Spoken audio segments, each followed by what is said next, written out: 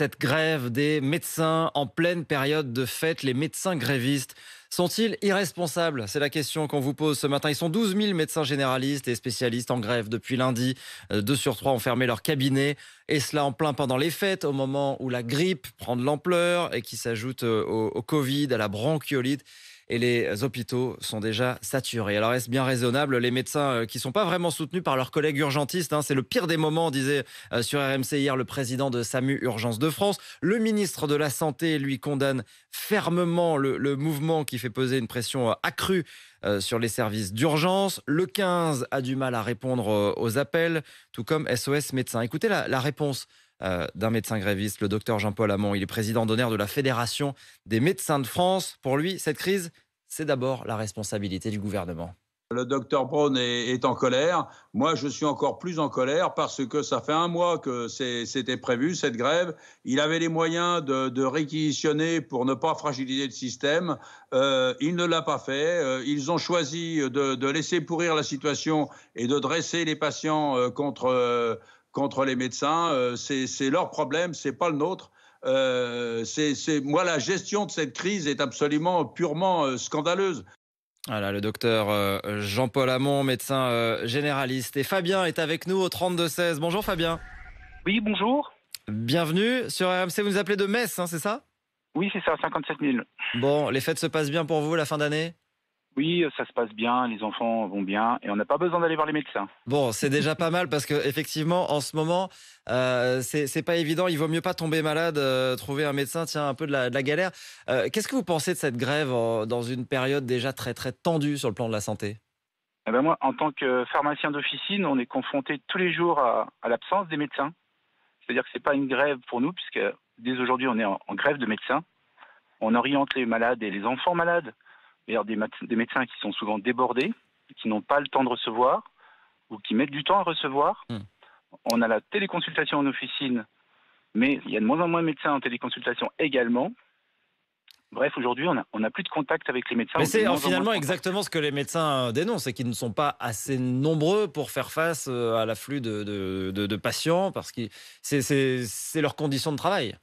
Mais nous, on est confronté à 2 générations, les jeunes et les anciens médecins. Les anciens médecins prennent plus de temps. Donc, peut-être pour eux, c'est normal de demander plus d'honoraires. Et les jeunes médecins sont mieux organisés. Ils ont des cabinets avec des secrétaires. Et ça se passe différemment. Et aujourd'hui, ce que veulent les médecins, c'est plus de reconnaissance par la rémunération. Mais c'est pas comme ça que ça fonctionne. La rémunération, elle est déjà fixée. Et c'est pas la peine de la multiplier par 2. Ce qu'ils disent, c'est qu'ils sont très en deçà de la moyenne européenne qui est autour de 50 €, ce que les médecins réclament aujourd'hui. Voilà. Alors, si vous allez chez un médecin, vous-même, ou si vous parlez avec d'autres personnes, vous verrez que la consultation ne se passe jamais de la même manière. Chaque médecin est différent. Il y a des gens qui vont vous mettre dehors en 5 ou 10 minutes. Il y a des gens qui vont rester une demi-heure. Il y a des gens qui vont rester 1 heure avec vous. C'est normal des fois de demander plus. Mais il faut bien faire une moyenne. Et c'est vraiment pas le moment. C'est vraiment pas le moment maintenant. Alors. Donc c'est vrai, voilà, c'est ça. On en vient effectivement à cette question. On comprend que vous comprenez que les conditions de travail des médecins qui ne sont pas assez nombreux soient difficiles. Ce que vous dites, c'est que c'est pas le moment aujourd'hui de faire grève là en pleine période de fête. Ça vous choque ce mouvement? Moi, ça me choque puisque en fait, il y avait la grève de la SNCF qui a paralysé pas mal de familles. Là, c'est les vacances, donc les enfants sont à la maison. C'est un petit peu différent de la période d'école. Mais ils choisissent toujours la bonne période pour tomber sur les grèves. Ils savent y faire, comme la SNCF. Et deuxième élément aussi, en fait, la réponse, c'est la responsabilité du gouvernement. Le gouvernement, c'est toujours le gouvernement. C'est toujours les autres, en fait. C'est jamais soi-même. Guillaume Paul. Oui, une autre question, c'est par rapport à la pénurie de médicaments et d'amoxicilline. On entend beaucoup de médecins dire, moi, la seule chose que je peux faire en ce moment, c'est dire aux patients, faites le tour des pharmacies pour voir si vous en trouvez. Est-ce que vous êtes confronté à ce flux de patients toute la journée qui viennent et qui demandent si vous avez le médicament en question? Est-ce que ça se passe vraiment comme ça aujourd'hui? Alors, exactement, les médecins prescrivent une molécule. Maintenant, c'est du générique, souvent. Ouais. Les gens vont dans la pharmacie où ils vont d'habitude. Nous, on essaye d'avoir le médecin quand il y a un problème. On n'arrive pas à avoir le médecin, puisque les médecins sont pratiquement injoignables aujourd'hui. D'accord? Soit ils ont des horaires où on ne peut pas les joindre, soit on téléphone, mais il n'y a personne qui répond, soit on vous dit... Parce qu'ils sont en consultation, sans doute. Donc nous, le pharmacien devient de plus important.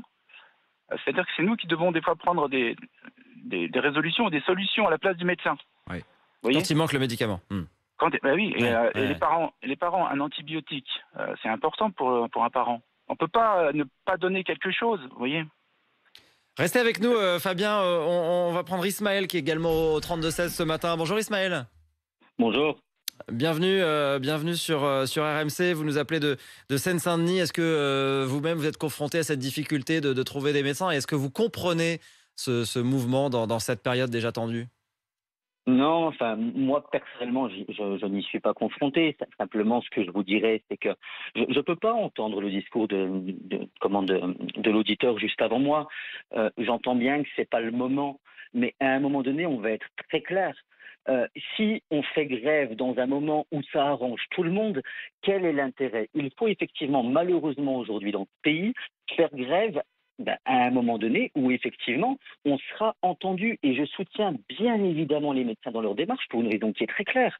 Pour rappeler les chiffres, on prend simplement le Royaume-Uni. La consultation varie de 65 à 300 euros. Si on prend les Pays-Bas, l'Italie et l'Allemagne, on est entre 65 et 78 euros contre 25 aujourd'hui en France. Et vous savez, Monsieur le ministre de la Santé promettait monts et merveilles au milieu médical dont il est issu. Et c'est ça qui est fondamentalement dramatique. Et ça me rappelle quelque part les paroles, vous savez, d'un artiste bien connu de la chanson française, Monsieur Cabrel, qui disait « Tout ce qu'il nous promet depuis la tribune, on attendra que ça tombe de la lune ». Et donc c'est que des belles promesses, et ce monsieur ferait bien de se rappeler d'où il vient et les difficultés auxquelles il était confronté lorsqu'il était médecin.